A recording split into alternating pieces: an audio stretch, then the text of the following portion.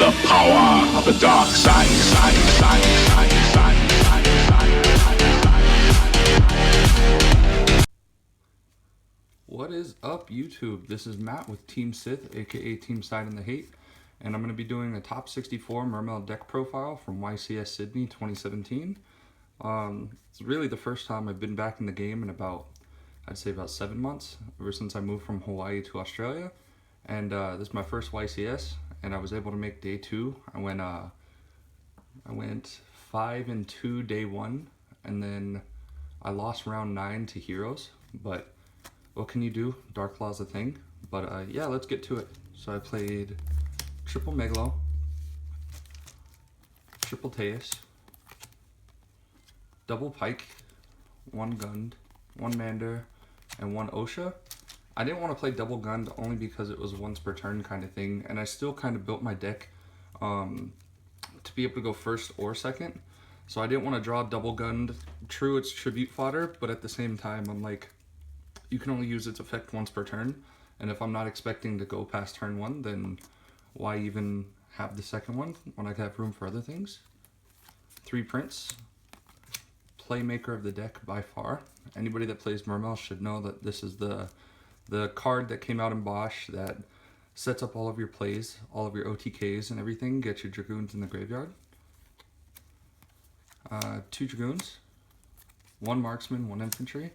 I didn't really miss having a second Infantry or a second Marksman. I think 1 and 1 was pretty good for my build, so I wasn't too disappointed with it. I got it, I drew it when I needed it, and thank God most of the time I didn't draw it. I was able to send it mid-game with Neptibus. I did play the Frog engine, 3 swap frog, 1 Ronin Tonib. I thought it was a really good engine to have in the deck. Going into Toad is a very strong first turn play, especially with the shenanigans where you can like summon an Neptibus and then special summon a swap frog and then bounce the Neptibus back to hand after you use the Neptibus effect, and then you end up basically with double Toad and like Megalo or whatever you want. It's pretty good. I played 3 Aqua Spirit, 2 Gamma Seal, Mulan Glacia. I thought that running Gamma Seal would be a good thing just to get over big boards, especially with Metal Foe being a thing. It's one less thing to worry about when you get rid of their Kirin. You sack their Kirin, or even Blue Eyes, you get over their Spirit Dragon. Pretty much anything that you think is a problem, you can sack it with Gamma Seal. I thought it was great. I Mulan Glaciated almost every single game. That's a lie. I Mulan Glaciated almost every single match though. Getting 5 waters into the graveyard isn't as hard as a lot of people think. You just got to be able to strategize around it. And Aqua Spirit is just broken.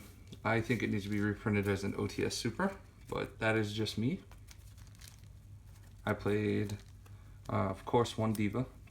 And then for hand traps, I played Maxi. You know, I wish it was at 3 because I didn't draw it enough. If I would have drawn it round 9 against Heroes, I would have won.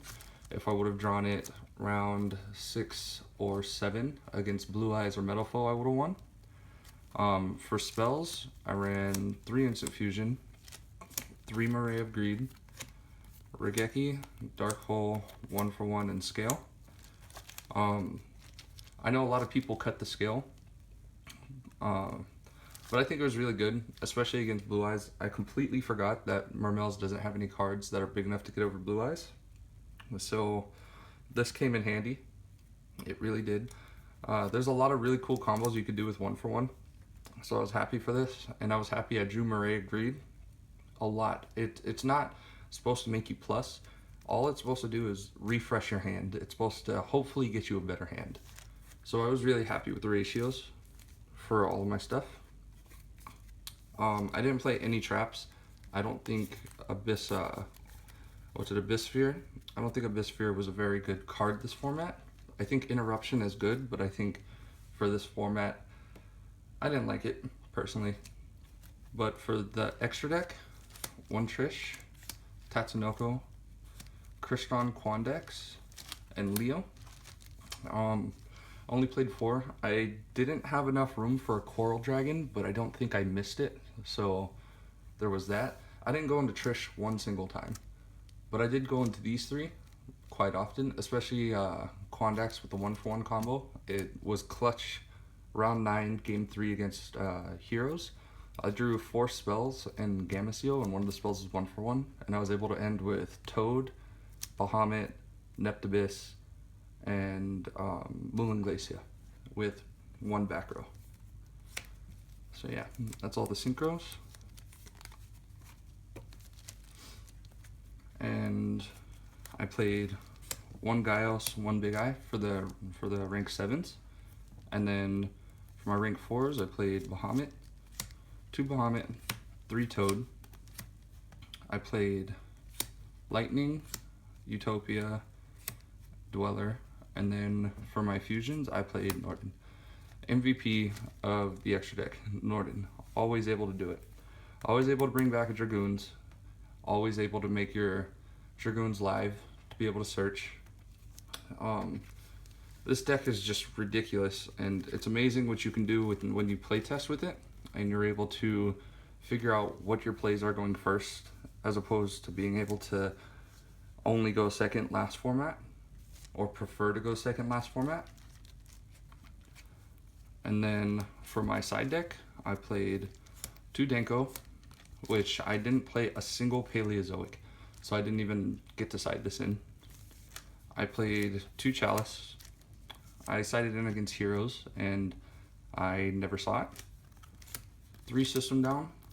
I played 1 ABC. I sided it in round 10, and I opened the nuts and I 2-0'd him. I played triple Twin Twister and triple Anti-Spell. I think I drew Anti-Spell almost every single time I sided it. It was pretty awesome to be able to do that, and it just completely shuts out the pendulum mechanic, and it's a really strong board when you go Anti-Spell Toad, because then they have to bait you out with if they have MST, then whatever they're gonna play, if they only have 1 MST, they're gonna have to bait you out with something. And if you were a pretty solid player, then you would know, I don't care what effect you're doing, as long as it doesn't, either destroy my Toad or destroy my Anti-Spell. But yeah, that was my my YCS Sydney top 64 Mermail deck profile. This is Team Sith signing out.